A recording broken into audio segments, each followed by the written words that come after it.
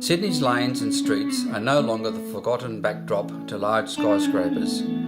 The birdcage of Angel Street and the Dobell Memorial Sculpture in Spring Street are examples that bring a richness to our city. Now, Underwood Street is ready for a facelift. The installation of a blackbutt tree suspended horizontally 10 metres above ground will transform this street into a spectacle worthy of a closer look.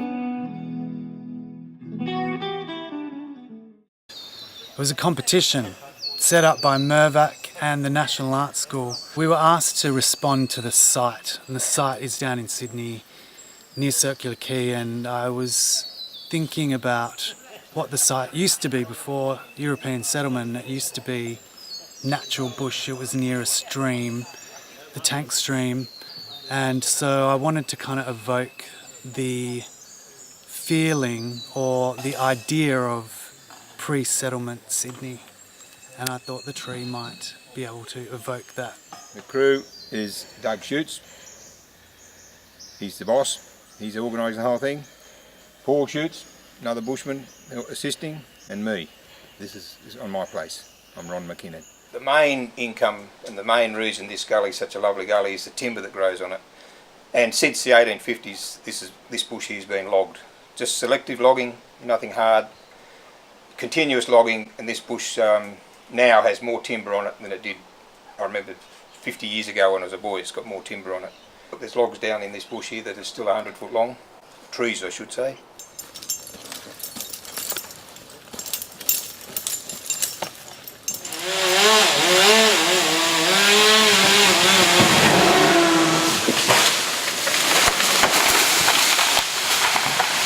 Ron McKinnon identified 6 trees that may interest them.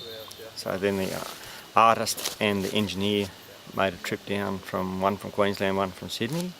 We showed them the trees, and as soon as they seen this one, the artist said, "Yep, that's the tree I want." Our concerns are now that it's long enough to do the job that we've got to do, because we've got certain sections that have got to be certain lengths and that to fit the job.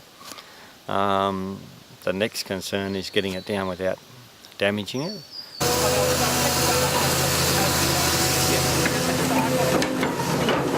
The challenge about this type of artwork is that you cannot guarantee what the outcome is, what the end product will be, because it's a live tree and we're not sure how it's going to change as different processes are applied. So the next stage now is to remove the tree.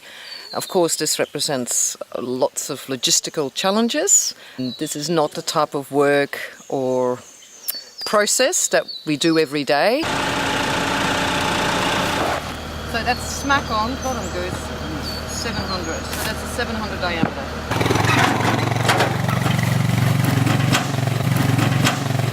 We are here at the woodyard just prepping the final bits of the root ball and levelling out the ends so we can install it.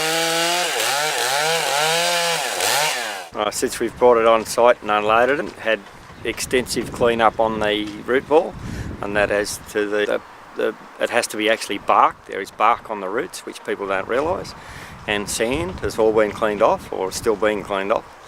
On top of that, it's had 3 coats of Boracoal 400, which is good for keeping the bugs out of the outside, the exterior of it. Then it's had 1 coat of Q-Tech Extreme, which is a protectant for the timber itself, and over time it will be actually recoated with Q-Tech Extreme once it goes up.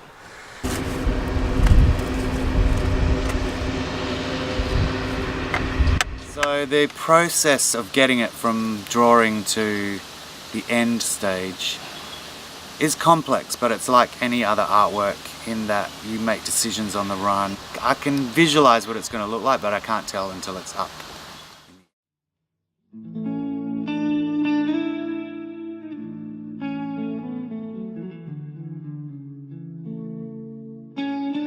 "18 tonnes and over 30 metres long, the mature blackbutt is suspended 10 metres above Underwood Street. At one end, the branches splay out, and at the other end, the 8-tonne root ball welcomes you back in time. A once unremarkable street becomes a spectacle for passers-by.